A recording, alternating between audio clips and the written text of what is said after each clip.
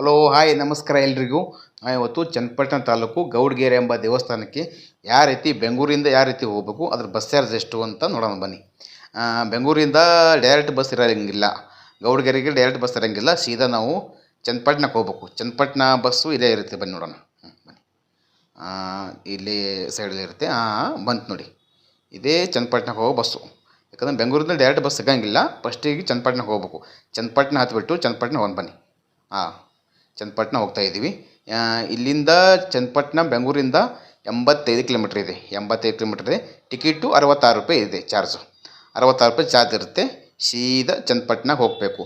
ಚನ್ನಪಟ್ಟಣಕ್ಕೆ ಹೋಗಿಬಿಟ್ಟು ಏನು ಮಾಡಬೇಕಂದ್ರೆ ಅಲ್ಲಿಂದ ಬಸ್ ಚೇಂಜ್ ಮಾಡಬೇಕು.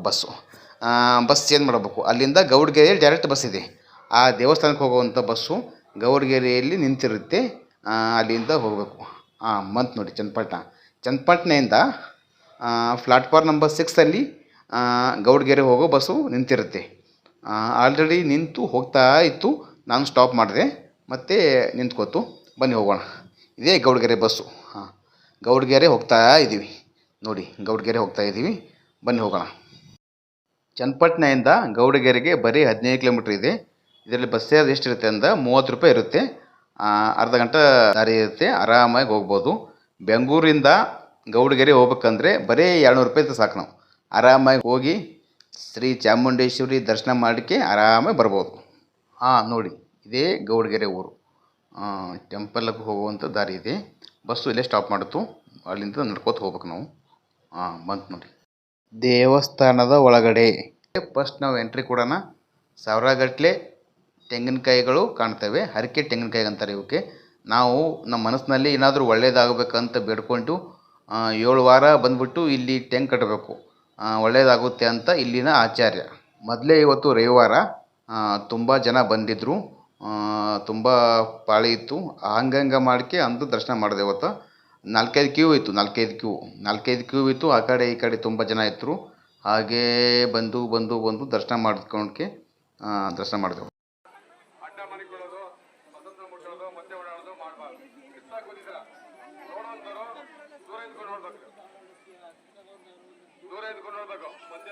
ನಾವಿಲ್ಲಿ ಚಾಮುಂಡೇಶ್ವರ ಸ್ಟ್ಯಾಚುನ ಇಲ್ಲಿ ನೋಡ್ಬೋದು. ಇದು 60 ಫೂಟ್ ಇದೆ. ಇದನ್ನು ಪಂಚಲೋಹಗಳಿಂದ ಮಾಡಿದ್ದಾರೆ. ಇದು ತುಂಬ ದೊಡ್ಡದಾದ ವಿಗ್ರಹ ಅಂತ ಹೇಳ್ಬೋದು. ಇಲ್ಲಿ ಹರಕೆಕಾಯಿ ಕೌಂಟರ್ ಇರುತ್ತೆ. ಇಲ್ಲಿ ಯಾರಾದ್ರು ಹರಕೆ ಏನಾದರೂ ಬೇಡ್ಕೊಂಡಿದ್ರೆ ಅವರು ಮೊದಲು ಕಾಯಿ ತೊಗೋಬೇಕು. ಇಲ್ಲಿ ಆ ಕಾಯಿಗೆ 50 ರೂಪಾಯಿ ಚಾರ್ಜ್ ಇರುತ್ತೆ. ಆ ಟೋಕನ್ ತೊಗೋಬೇಕು. ಆ ಟೋಕನ್ ತೊಗೊಬಿಟ್ಟು ಅವರು ತೆಂಗಿನಕಾಯಿ ಕೊಡ್ತಾರೆ. ಇಲ್ಲಿ ತೊಗೊಂಡ್ಬಿಟ್ಟು ಅಲ್ಲಿ ಹೋಗ್ಬೇಕು. ಆ ಹರಕೆಕಾಯಿ ಇಲ್ಲಿ ಕಟ್ಟಿಬಿಟ್ಟು ಇಲ್ಲಿ ಬಸವಣ್ಣಪ್ಪನ ಬಳಿ ನೀರು ಹಾಕ್ತಾರೆ.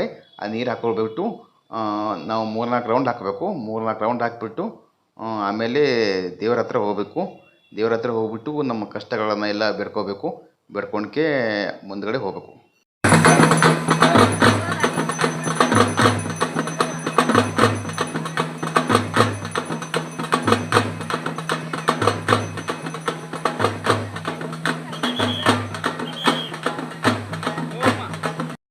ಮುಗೀತು ನೋಡಿ, ದರ್ಶನ ಮುಗೀತು. ನಾವೀಗ ಮತ್ತೆ ಚನ್ನಪಟ್ಟಣಕ್ಕೆ ಹೋಗಬೇಕಂತ ನಡ್ಕೋತ ಹೋಗ್ತಾ ಇದ್ದೀವಿ. ಬಂತು ನೋಡಿ, ಇದೇ ಬಸ್ ಸ್ಟ್ಯಾಂಡು.